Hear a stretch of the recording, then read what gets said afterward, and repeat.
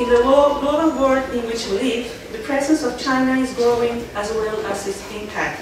There is a lot of talk about its great economy and large-scale progress in terms of technology and development.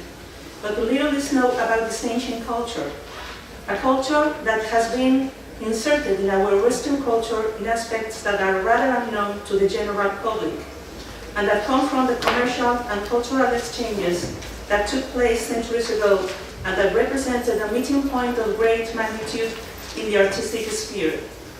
Today we will address the history of how the West received, digested, and adapted part of Chinese artistic production to its own creative heritage.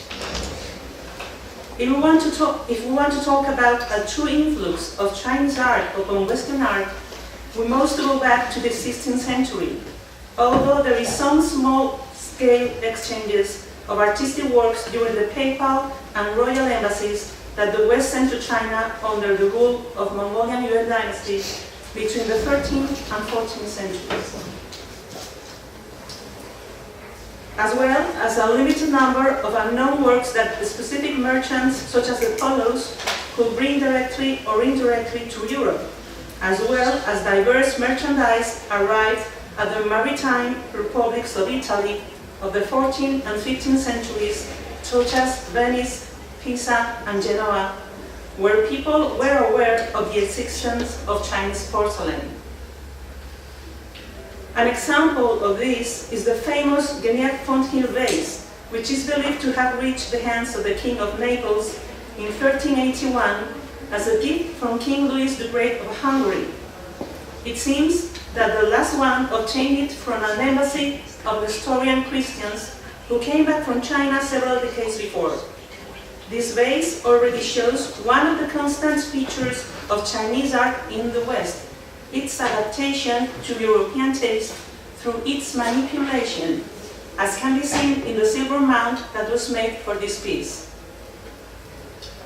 Thus, what makes continuous artistic exchange possible is the opening of global maritime routes opened by Portuguese and Spaniards in the 16th century through Macau and the Philippines, respectively, and continued by the rest of the most powerful nations of the 17th and 18th centuries, such as England, Netherlands, then the Dutch Empire, France, etc.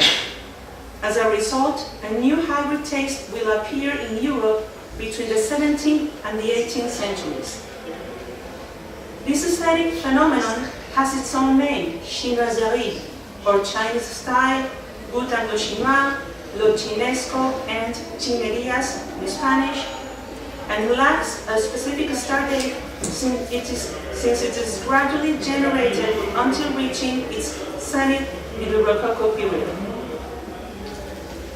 On one hand, China will find fertile soil in the Baroque and Rococo styles, since the material culture of Europe at that time was characterized by admiration for ornate decoration, beauty, and art collecting, promoted both by the aristocracy and the bourgeoisie. On the other hand, the Oriental aesthetic will seal its triumph in all the wealthy stratums of European society, starting in the courts, reaching the homes of the rich and the not so rich, and even the overseas territories of European empires. However, it is important to point out that all we are going to see is an expression of Baroque taste, but not of the profound knowledge of the aesthetics of Chinese art, its symbolism, iconography, nor even of its most basic principles. Therefore, the ignorance of Chinese culture will lead the West to an incomplete digestion of its artistic manifestations, always sieved by the taste of the time, and the superficiality of its consumption. So, our story goes back to the 16th century, when the massive shipments of Chinese goods to Europe and the rapid growth of its acquisitions and collections, which we find very soon, for example, in the Spanish court of Philip II in the late 16th century.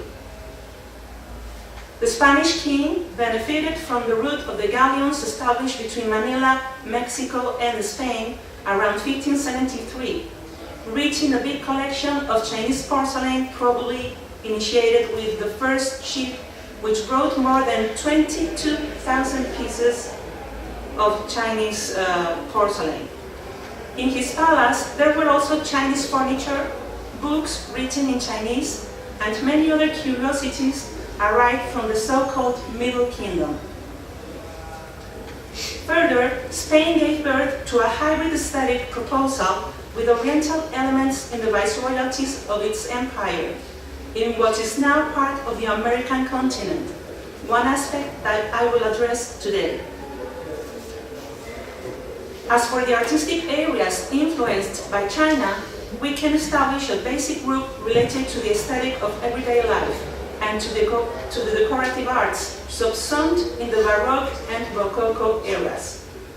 We will basically talk about arts and crafts, furniture and works of art, which we will find in great profusion in Europe: porcelains and ceramics, lacquers, paintings, tapestries, varied handicrafts, etc.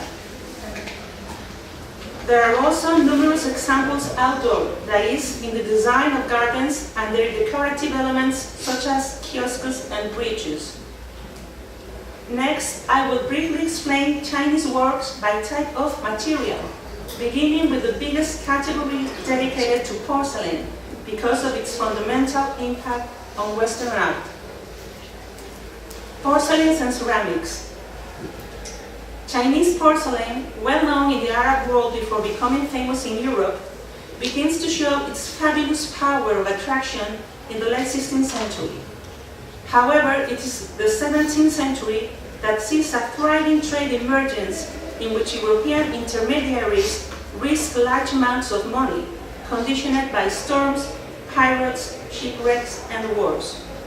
Despite these endeavors, the beautiful porcelain became a coveted collector's item, and the profits generated by its commerce were immense.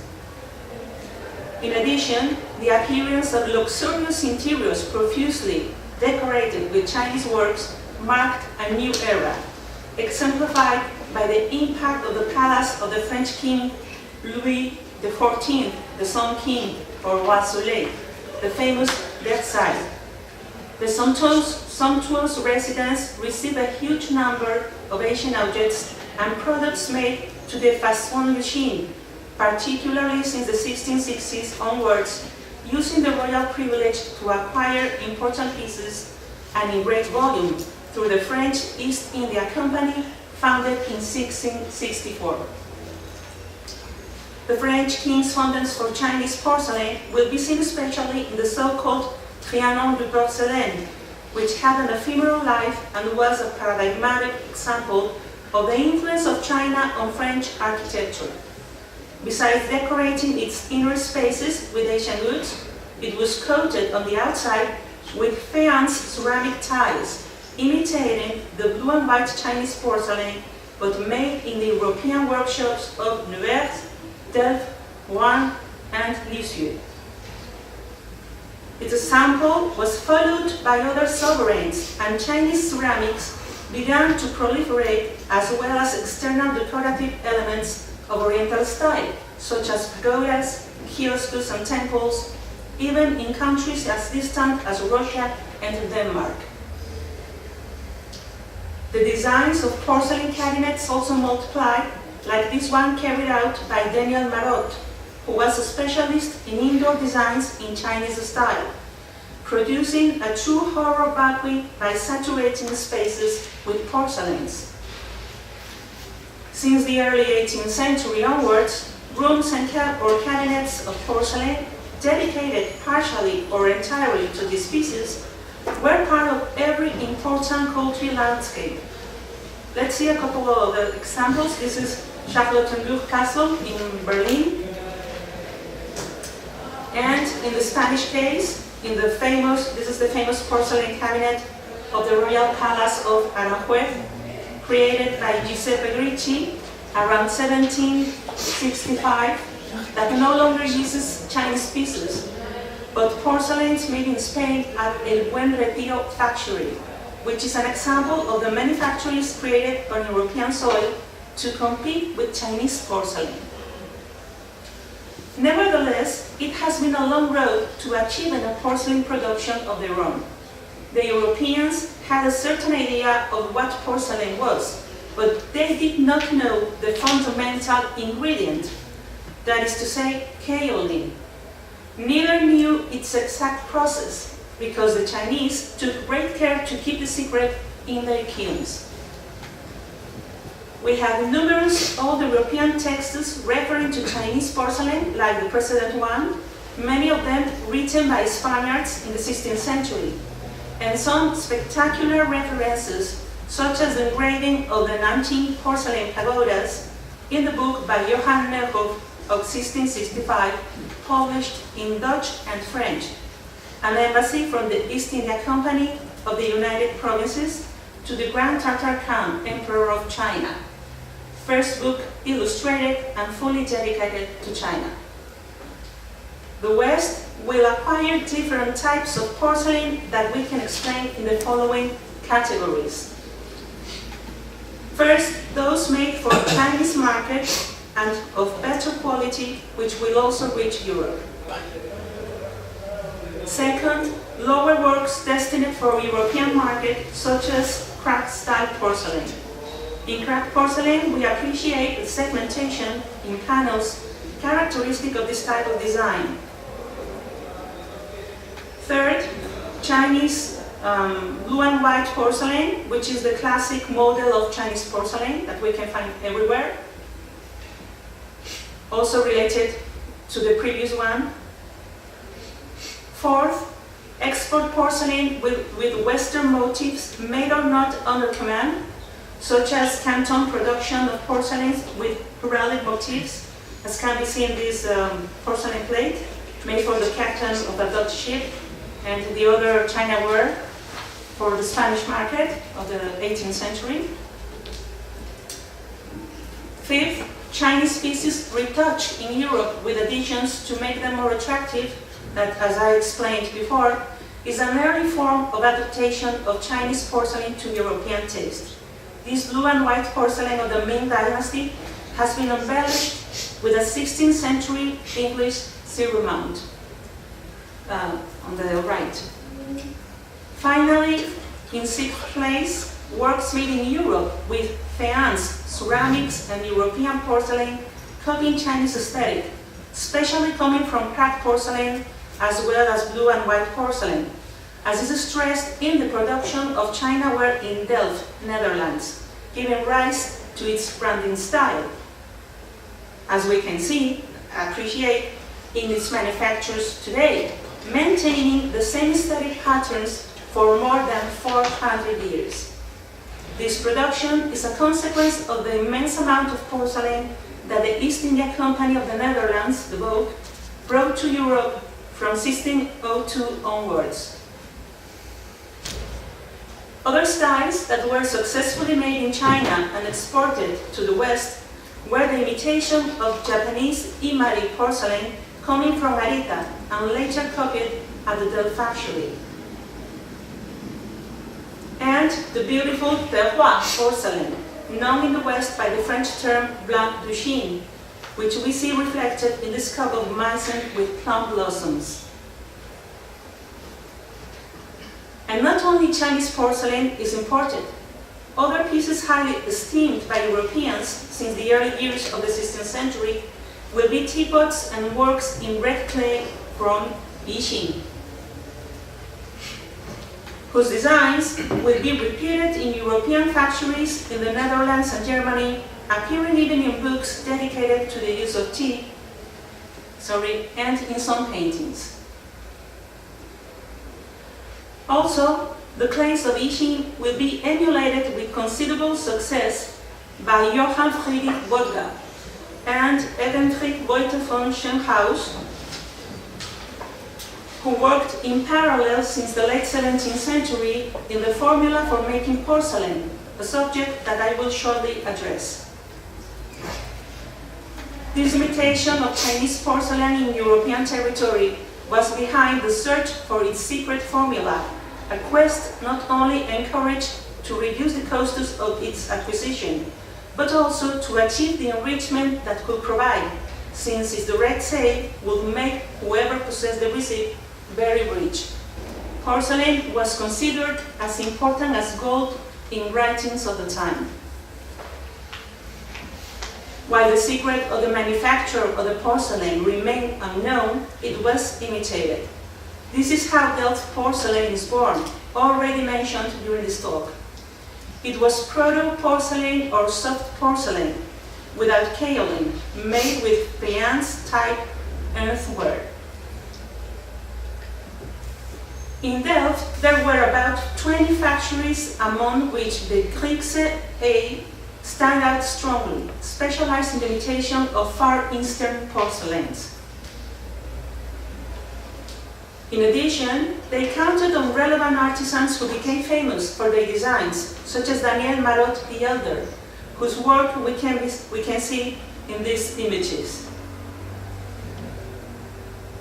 Similarly, France will try to reproduce Chinese porcelain in its kilns until achieving a similar material of soft porcelain without kaolin in the manufacture of St. Cloud, which was founded in 1666. The decorative motifs will continue to be inspired by China, and they will have very good acceptance.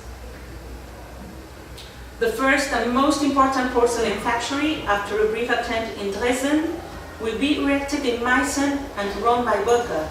In their kilns were created numerous works in Chinese style which exemplify this image.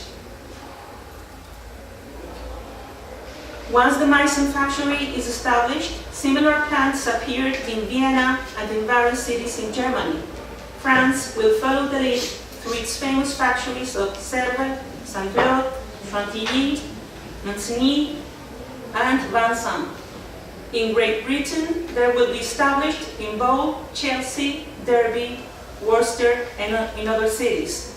In Italy, we find them in Doccia and Capodimonte, and in Russia, in St. Petersburg.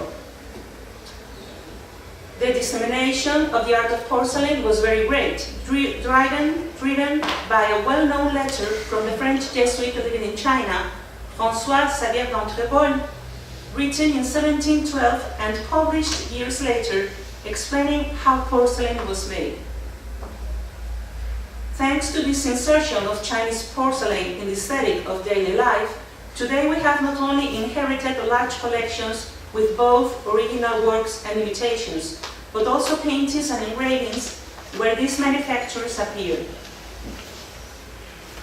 Spain also joined the fashion and production of porcelain, although later than the rest of Europe in terms of manufacturing, opening the Royal Porcelain Factory of El Buen Retiro, popularly called La China, in 1760 by mandate of Carlos III, who just arrived at the Spanish crown from Naples.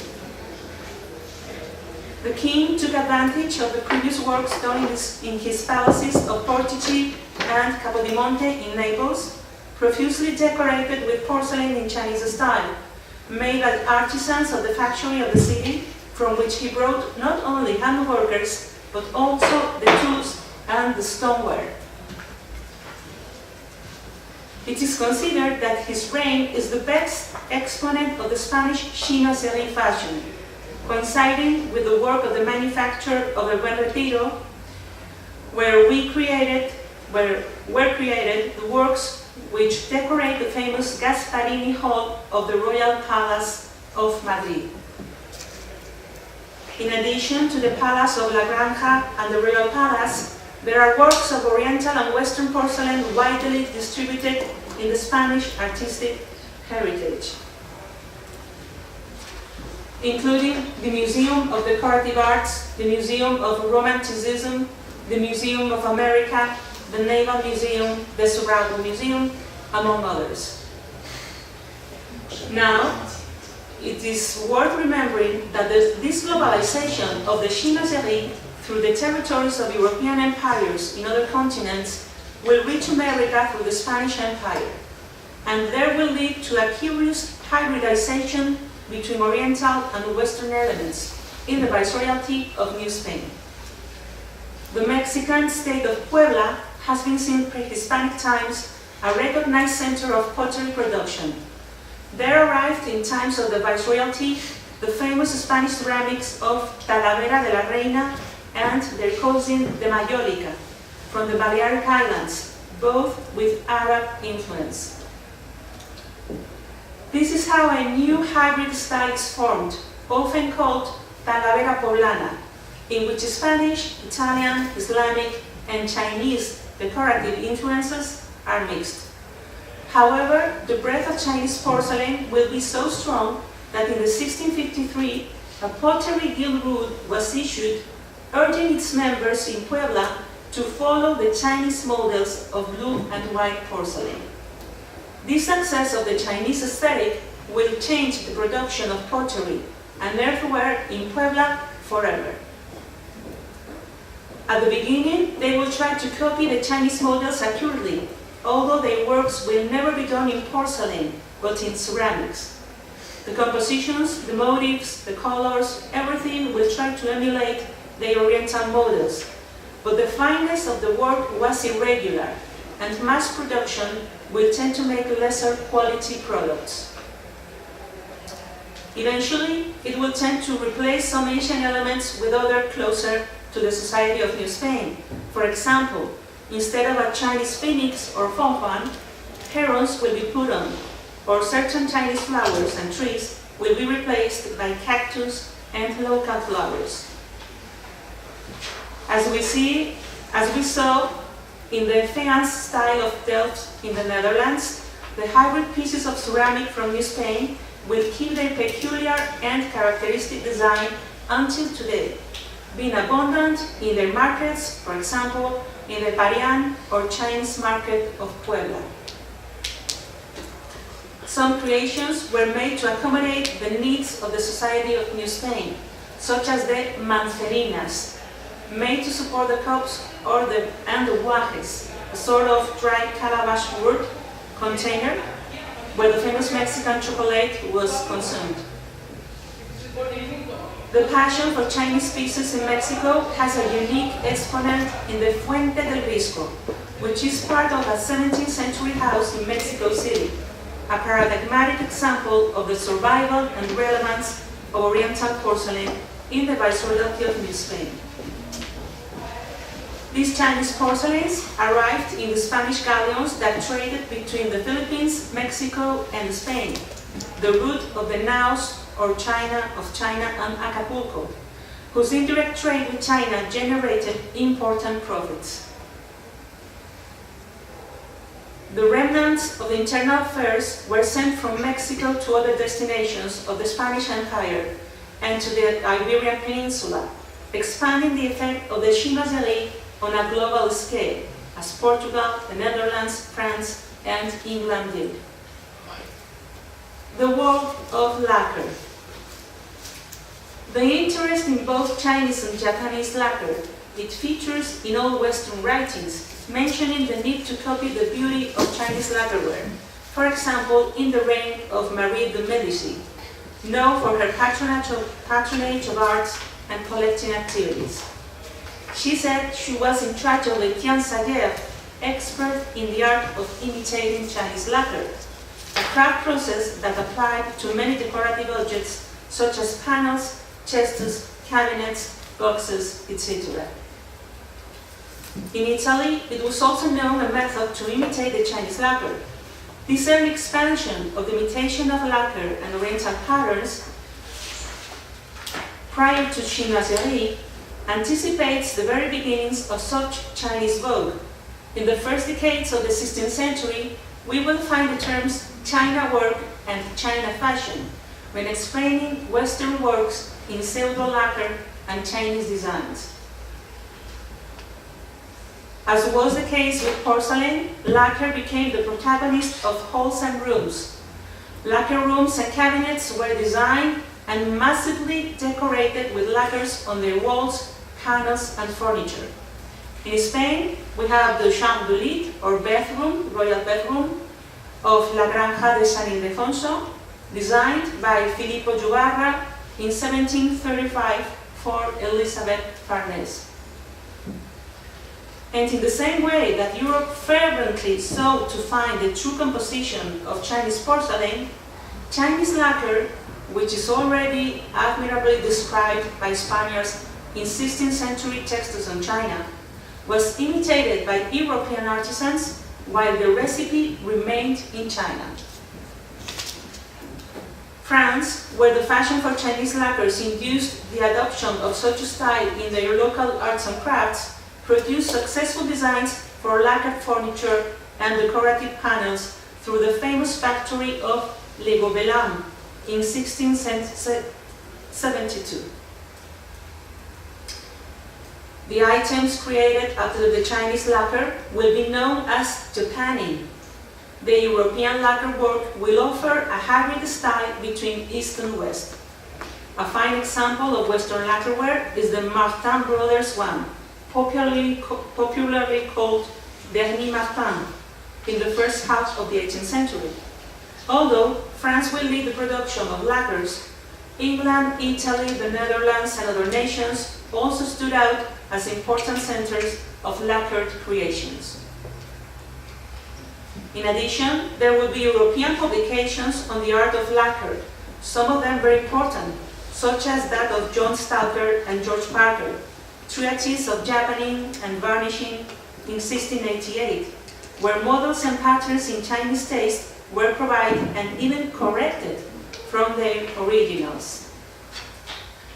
Years later, Europe read the publications on Chinese lacquer of Filippo Bonanni in 1720 and that of Gennaro Cantelli in 1735, where we find the Spanish word for lacquer, charoles. Beside common designs for furnishing, there will be curious examples of lacquering around the world, such as this portable organ found in Portugal, or this altar reliquary in Chinese style, also in Portugal. And this lacquer chair Queen Anne of the Royal Palace of Aranjuez. Or this wonderful harpsichord from Charlottenburg Castle in Berlin. Okay. Another significant contribution will be the production of the renowned Chippendale style characteristic of English furniture, due to its creator, Thomas Chippendale, whose production is still subject of important auctions, and where Oriental lacquer, chinoiserie, and English style are merged into a new design with the best of both worlds. Chinese lacquer also became a global phenomenon parallel to porcelain. All its versions were present too in Latin America. Lacquered work from China, its imitation, and new hybrid items.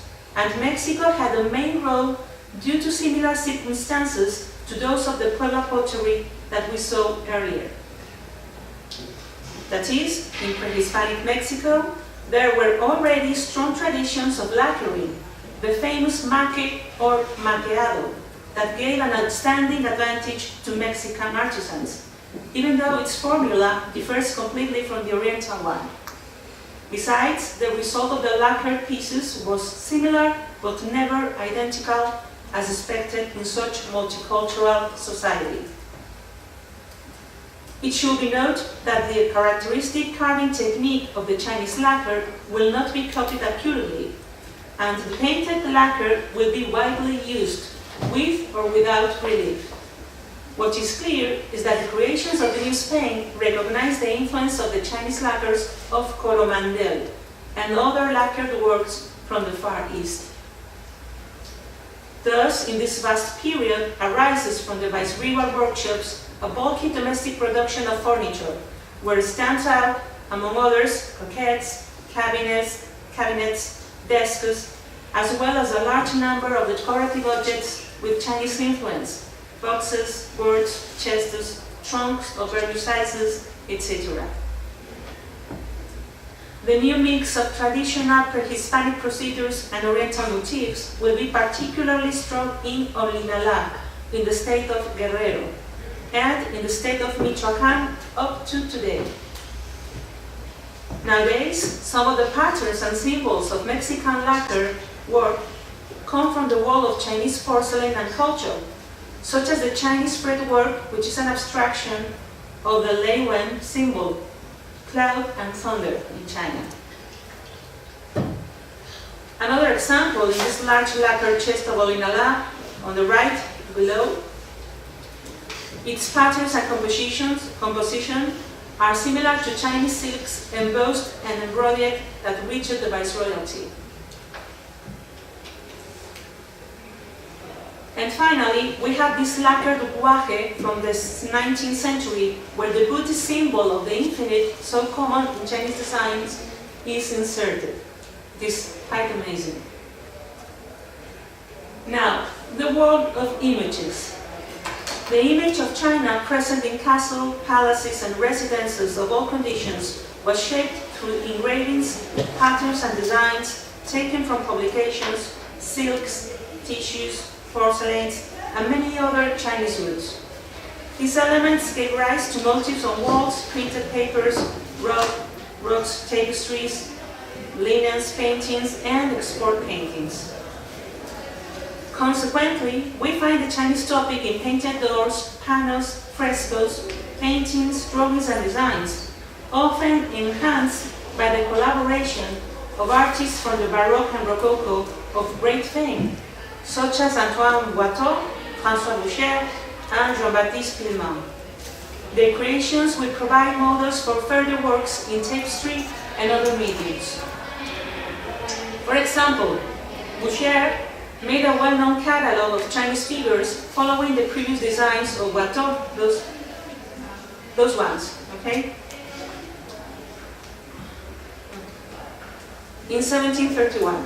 To carry out these works, Boucher took as models, among other things, the objects that he saw and acquired in the store of the Pagoda, run by Yersin, also a friend of Watteau. The impact of Boucher's work on the Chinese topic was so great that it has been said that he had made China a province of the Rococo. And I am quoting an expert. Many followers of Watteau and Boucher, or simply admirers of Chinese aesthetics, left examples of their works in the 18th century. Claude Gillot, Jacques Vigoureux Duplessis, Gian Domenico Tiepolo, etc. They were partly responsible for the success of chinoiserie in France, which was exported to the rest of the world. The leap into the world of tapestry can be seen in a collection of the Beauvais manufacturing entitled Scenes from the Life of the Emperor of China, of which I have brought some images which display the collective imaginary that has been established around China, an artificial mixture of elements of the Baroque world and of Chinese aesthetics, where the fascination for Oriental splendor supplanted the real scenes of Chinese life. However, it is relevant that the characters exposed in these idealized views of the Chinese world generally correspond to respectful, sophisticated representations of an exquisite and educated society, in collusion with the sweetened image that the Jesuits transmitted in their texts on China and that dominated European publishing production, at least as far as China was concerned. Such image penetrated even among intellectuals and philosophers of Enlightenment Europe, including Leibniz and Voltaire.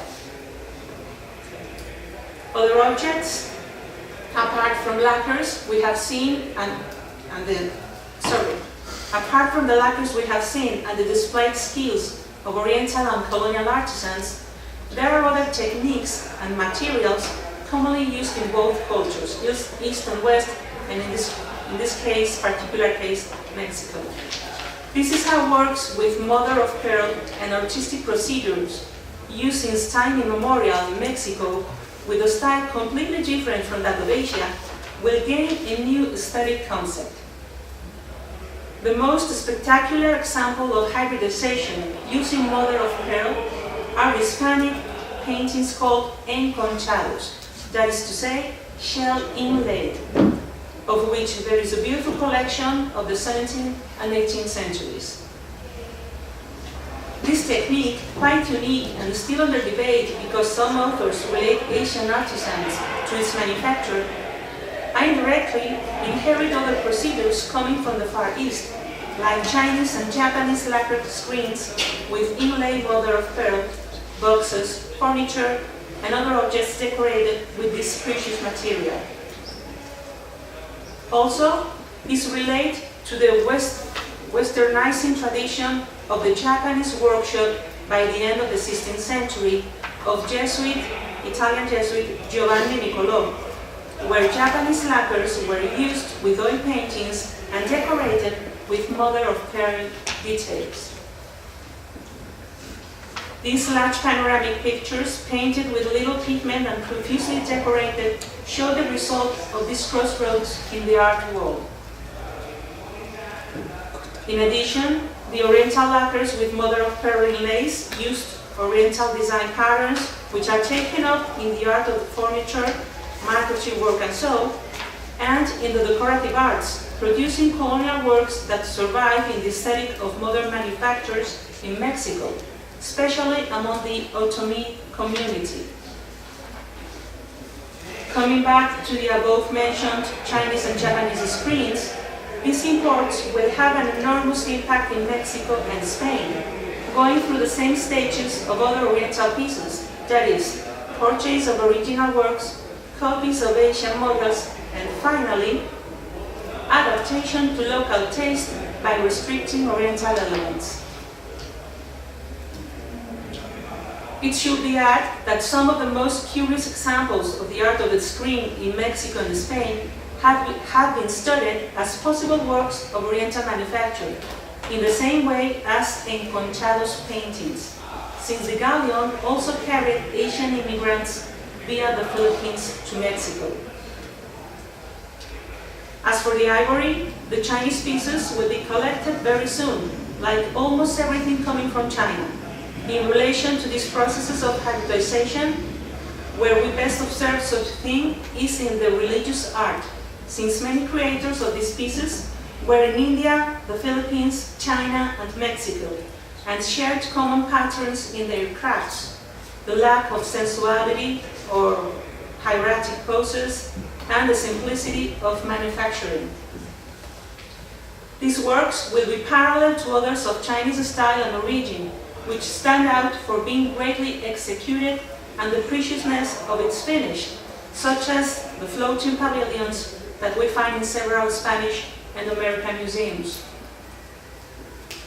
Among the objects of diverse manufacture and heterogeneous materials arrived from the East, it is not unusual to find works of jade and other exceptional stones, which were adorned in Europe to embellish their presence and highlight their value, although this would move them away from their original aesthetic standards, since in China it is preferred to enhance the beauty of the material itself without additions. Western additions could consist of mounts in silver and gold, as the examples we have in Madrid in the Dolphin Treasure Collection in the Prado Museum. Besides, in the section of various pieces, we see another meeting point, fans, that began to arrive from the 16th century, whose structure used fine materials of both cultures, tortoiseshell, ivory, mother-of-pearl, among others. They had been decorated with Chinese scenes, whether they were original or painted in Europe. Finally, there will be space for the fusion of aesthetics in silverworks. Clocks, and this is just a small selection of items. Chandeliers, etc. Now let's talk about external buildings and gardens. The interest in Oriental works was not confined to the interiors. The exteriors of palaces and residences also made a nod to China, which is expressed in concrete buildings in the Chinese style and in the design of gardens. As for the gardens, the contrast between the characteristic design of European palatial gardens of the 17th and 18th centuries and the Chinese concept of garden imported by various Western authors in large-scale publications is enormous. European ones were conceived as geometrically perfect, dominated by symmetry and order, while the Chinese were distinguished by their asymmetry, apparent chaos, naturalism, becoming a prolegomenon to the aesthetic of the picturesque. In fact, some authors have studied the influence of the Chinese garden on the development of Romanticism. For now, it is quite enough to comment that the picturesque intermediate aesthetic category between the beautiful and the sublime is exposed in relation to the Chinese garden in a famous letter written in 1743 by the French Jesuit Jean Denis Attiret, who lived in China and worked as an artist for Chinese Emperor Qianlong. Attiret strolls through the imperial gardens, prizing its irregularity, its movement and many turns, the pavilions, grottos, stones, walks and paths, together with the pleasant mixture with the Chinese interior architecture. In short, what he calls beautiful disorder, in opposition to European symmetry. Later, Sir William Chambers published in 1772 dissertation on Oriental gardening that brings the Chinese gardens up even over his English rivals. The whole book is full of commentaries praising Chinese and their gardens with plenty of details.